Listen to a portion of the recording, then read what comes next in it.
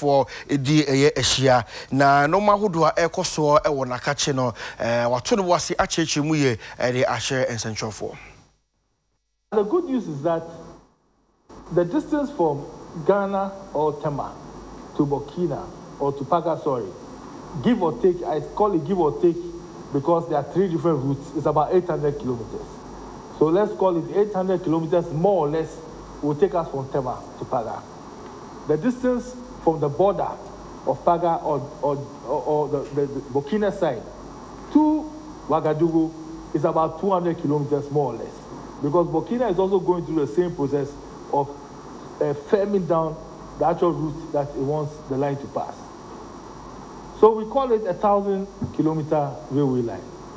The good news is that we are already working on 100 kilometers of that 1,000-kilometer railway line. Why do I say we are already working on 100 kilometers? Because that is the Tema in Pakada line. Don't forget that we also have a few problems on the water lake. The water lake, there are 3 stops in it and so on. And so at the same time, I remember because I was in cabinet at the time, there were moves by the Ministry of Ports and Harbour to also engage, I think it was a Canadian group, to clear the water lake by removing the 3 stops and so on, so that bigger barges can go on the water lake. So it was a Tema Bupe project via Akosombo. The process was started looking for the money, change of government came.